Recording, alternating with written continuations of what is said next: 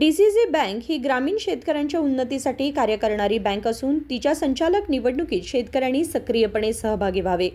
राजकीय व्यक्तींनी यात सहभागी होता कामा नये असे राष्ट्रीय शेतकरी संघटनेचे अध्यक्ष प्रकाश नायक यांनी सांगितले. गुरुवारी बेळगाव येथे आयोजित पत्रकार परिषदेत ते बोलत होते.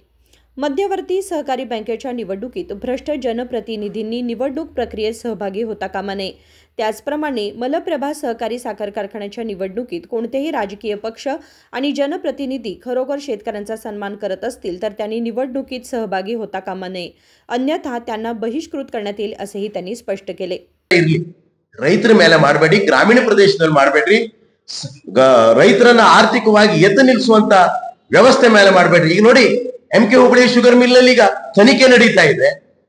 ಅಲ್ಲೂ ಇದೇ ರೀತಿಯಾದಂತ ಈ ರಾಜಕೀಯ ಪಕ್ಷಗಳ ನೋಡಿ, ಸಹಕಾರಿ ರಂಗ ರೈತರ ರಂಗ ಬಂದಾಗ ರಾಜಕೀಯ ಪಕ್ಷಗಳು ಎಲ್ಲ ಒಂದೇ ಆಗ್ತವೆ, ಲೂಟಿಕೋರ ವ್ಯವಸ್ಥೆ ಒಂದೇ ಆಗ್ತವೆ. MK ಹುಬ್ಬಳ್ಳಿ ಶುಗರ್ ಮಿಲ್ ಅಲ್ಲೂ ಅದನ್ನೇ ಆಗ್ತದೆ. ರಾಜಕೀಯ ದಯಮಾಡಿ ಬರಬೇಡ್ರಿ ಅನ್ನುವಂಥ ಇದು ಎರಡು ವಿಷಯ ಹೇಳಿದ್ರೆ,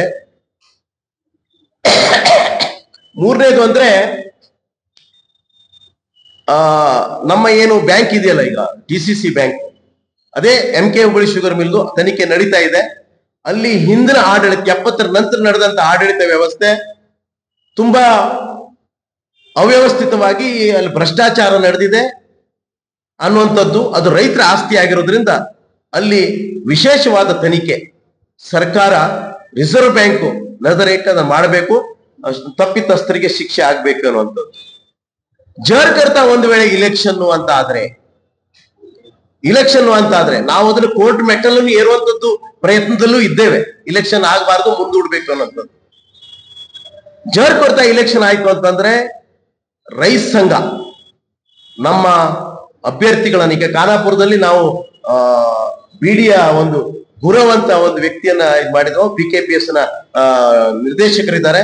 ಹಾಗೆ ಬೆಳಗಾವಿಯಲ್ಲಿ, ಬೈಲೊಂಗಲ, ಕಿತ್ತೂರದಲ್ಲಿ ಈಗಾಗಲೇ ನಾವು ಇದು ಮಾಡಿದ್ದೇವೆ. ಮತ್ತೆ ಯಾರ್ಯಾರು ಇಚ್ಛೆ ಪಟ್ಟಂತವ್ರು ಇದಾರಲ್ಲ, ಇಲ್ಲಿ ರೈತ ಸಂಘದ ಮುಖೇನ ಅವರು ನಮ್ಮನ್ನು ಸಂಪರ್ಕ ಮಾಡಬೇಕು ಅನ್ನುವಂಥದ್ದು. ಅದೇ ರೀತಿಯಾಗಿ ಈ ಬ್ಯಾಂಕಿನ ಒಂದು ನರಾಗಿ, ಒಂದು ಬ್ಯಾಂಕಿನ ಒಂದು ಎಲ್ಲ ದಿನಂಪ್ರತಿಯ ವ್ಯವಸ್ಥೆಯನ್ನ, ಅಲ್ಲಿಯ ಕಾರ್ಮಿಕ ವ್ಯವಸ್ಥೆ, ಅಲ್ಲಿಯ ಎಂಪ್ಲಾಯೀಸ್ಗಳು ನಡೀತಾ ಇರೋದ್ರಿಂದ ಚುನಾವಣಾ ಆಯೋಗ ಅವ್ರಿಗೊಂದು ಪ್ರಾತಿನಿಧ್ಯತೆಯನ್ನು ಕೊಡ್ಬೇಕು. ಯಾಕಂದ್ರೆ ಆರ್ಥಿಕ ವ್ಯವಸ್ಥೆ ಇದೆ, ಅವ್ರಿಗೆ ಅದೊಂದು ಪ್ರಾತಿನಿಧ್ಯತೆ ಕೊಡ್ಬೇಕು. ಬೆಳೆಸುವಂತ ಸಂದರ್ಭದಲ್ಲಿ, ಯೋಜನೆ ರೂಪಿಸುವಂತ ಸಂದರ್ಭದಲ್ಲಿ ಅವ್ರಿಗೆ ಅನುಭವ ಜಾಸ್ತಿ ಇರ್ತವೆ ಅನ್ನುವಂಥದ್ದು. ಅದೇ ರೀತಿ ಜರ್ಕರ್ತ ಒಂದು ವೇಳೆ PKPS, ಇಲ್ಲಿ ನಮ್ಮ ಬಂಧುಗಳು PKPS ನ ನಿರ್ದೇಶಕರು ಜರ್ಕರ್ತ ರಾಜಕೀಯ ಪಕ್ಷಗಳ, ರಾಜಕೀಯ ಜನಪ್ರತಿನಿಧಿಗಳ ಬೆನ್ನನ್ನು ಹತ್ತಿದ್ರೆ ಮುಂದಿನ ದಿನಮಾನಗಳಲ್ಲಿ ಅವರಿಗೆ ನಮ್ಮ ರೈತರಿಂದ ತಕ್ಕ ಶಾಸ್ತ್ಯವನ್ನ ಮಾಡುವಂತ ಕೆಲಸ, ಆ PKPS ಮೆಂಬರ್ ಅನ್ನ ಮುಂದಿನ ಚುನಾವಣೆ ಸಂದರ್ಭದಲ್ಲಿ ಅವರನ್ನ ಬಹಿಷ್ಕಾರ ಮಾಡುವಂತ ಕೆಲಸಗಳನ್ನ ಮಾಡುವಂತದ್ದನ್ನ ಮಾಡ್ತೇವೆ. ಅದೇ ರೀತಿಯಾಗಿ ಜನಪ್ರತಿನಿಧಿಗಳು, ರಾಜಕಾರಣಿಗಳು, ರಾಜಕೀಯ ಪಕ್ಷಗಳು ಸಹಕಾರಿ ರಂಗದಲ್ಲಿ ಇನ್ನು ಮುಂದೆ ಕಾಲಿಟ್ರೆ, ಯಾಕಂತಂದ್ರೆ ಹಿಂದೆ ನೀವೆಲ್ಲ ಹಾಳ್ಗೆಡಿಸಿದ್ರಿ,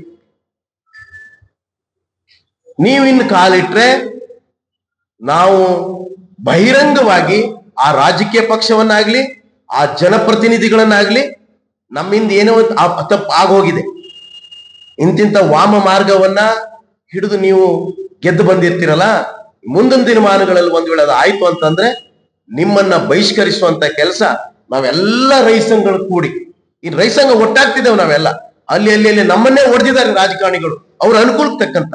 ಈಗ ಎಲ್ಲ ಮುಕಾಶಿ ಅವರು ಇರ್ಬೋದು, ಕಾಮತಿ ಅವರು ಇರ್ಬೋದು, ನಂದಿ ಅವರು ಇರ್ಬೋದು, ವಾಲಿಯರು ಇರ್ಬೋದು, ಸಂಜೀವ್ ಅವರು ಇರ್ಬೋದು, ಇವರೆಲ್ಲ ಬೇರೆ ಬೇರೆ ಸಂಘಟನೆಯನ್ನ ಪ್ರತಿನಿಧಿಸ್ತಾರೆ. ಈಗ ನಮ್ಮ ತಪ್ಪಿನ ಅರಿವು ನಮಗಾಗಿದೆ. ನಾವು ಮಾರಾಟ ಆಗಿ ಹೋಗೋದು ಬೇಡ. ನಮ್ಮ ರೈತರ ಬದುಕು, ಗ್ರಾಮೀಣ ಪ್ರದೇಶ ಬದುಕು, ನಮ್ಮ ದೇಶದ ಬದುಕು, ನಮ್ಮ ಸಮಾಜದ ಬದುಕನ್ನ ರೈತ ಇವತ್ತು ಚಿಂತನೆ ಮಾಡ್ತಾ ಇದ್ದಾವೆ. ಜಗತ್ತಿಗೆ ಅನ್ನ ಹಾಕುವಂತ ಮನುಷ್ಯನಿಗೆ ಸತ್ಯದ ಅರಿವಾಗಿದೆ. ಈ ರಾಜಕಾರಣಿಗಳು ನಮ್ಮ ಅಪರೋಕ್ಷವಾಗಿ ಬ್ರಿಟಿಷರ ಮುಖ ಇದ್ದಂಗಿದ್ದಾರೆ. ಅದಕ್ಕೆ ಶಾಸ್ತ್ಯವನ್ನು ಮಾಡುವಂತ ಕೆಲಸ ಮುಂದಿನ ದಿನಮಾನಗಳಾಗ್ತವೆ. ಇನ್ನು ಮತ್ತೊಂದ್ ಸಾರಿ ನಾನು ತಮ್ಮ ಮುಖೇನ ವಿನಂತಿ ಮಾಡ್ಕೊಳ್ಳೋದೇನಂದ್ರೆ, ಮಾನ್ಯ ಜನಪ್ರತಿನಿಧಿಗಳೇ, ಸಹಕಾರಿ ರಂಗದಲ್ಲಿ ದಯಮಾಡಿ ನೀವು असंविधानिक, लोकशाही विरोधी आणि आचारसंहितेच्या विरोधात घडणाऱ्या या घटनांवर नियंत्रण ठेवण्यात जिल्हा प्रशासन आणि निवडणूक आयोग पूर्णपणे अपयशी ठरल्याचा त्यांनी संताप व्यक्त केला. राजशेखर हिरेमठ, KMM मराठी, बेळगाव.